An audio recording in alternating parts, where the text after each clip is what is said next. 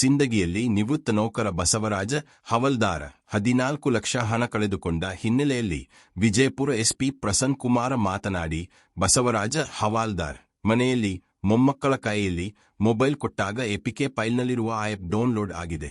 ಬಸವರಾಜ ಅವರ mobile cyber ವಂಚಕರ ವಶವಾಗಿದೆ. ಆಗ ಇವರ ಅಕೌಂಟ್ನಲ್ಲಿರುವ ಹಣವನ್ನೆಲ್ಲ ವರ್ಗಾವಣೆ ಮಾಡಿಕೊಂಡಿರುವುದು ತನಿಖೆಯಲ್ಲಿ ತಿಳಿದು ಬಂದಿದೆ ಎಂದು ಇಂದು ಜಿಲ್ಲಾ ಪೊಲೀಸ್ ವರಿಷ್ಠಾಧಿಕಾರಿ ಮಾಹಿತಿ ನೀಡಿದ್ದಾರೆ.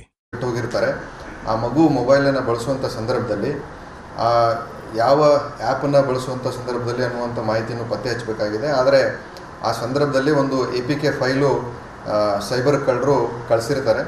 ಆ ಮಗು ಗೊತ್ತಾಗದೇ ಆ ಒಂದು ಆ್ಯಪನ್ನು ಮೊಬೈಲ್ನಲ್ಲಿ ಇನ್ಸ್ಟಾಲ್ ಮಾಡುತ್ತೆ.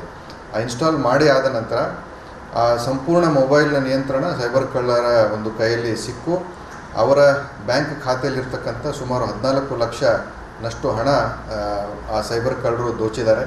ಹಾಗಾಗಿ ನನ್ನ ಒಂದು ಸಾರ್ವಜನಿಕರಲ್ಲಿ ಮನವಿ ಏನಂತಂದರೆ, ಈ ಥರ ಮೊಬೈಲ್ಗಳನ್ನು ತಾವು ಮಕ್ಕಳಲ್ಲಿ ನೀಡಿದಾಗ ಅವರ ಮೇಲೆ ಒಂದು ಸ್ವಲ್ಪ ನಿಗಾ ಇಟ್ಟು ಈ ರೀತಿಯ ಏನು APK ಫೈಲ್ಸ್ ಅಂತ ನಾವು ಕರಿತೀವಿ, ಆ ಫೈಲ್ಗಳು ನಿಮ್ಮ ಮೊಬೈಲ್ನಲ್ಲಿ ಇನ್ಸ್ಟಾಲ್ಗಳು ಆಗದೇ ಇರೋ ರೀತಿಯಲ್ಲಿ ತಾವು ನೋಡಿಕೊಂಡ್ರೆ ತಮ್ಮ ಮೊಬೈಲ್ ಸುರಕ್ಷಿತ ಇರುತ್ತೆ ಮತ್ತು ತಮ್ಮ ಹಣವೂ ಕೂಡ ಸುರಕ್ಷಿತ ಇರುತ್ತೆ. ಈ ಕೇಸಲ್ಲಿ ಎಷ್ಟು ಸುಮಾರು 14 ಲಕ್ಷ ಹಣ ಈ ಕೇಸ್ನಲ್ಲಿ ಅವರು ದೋಚಿದ್ದಾರೆ.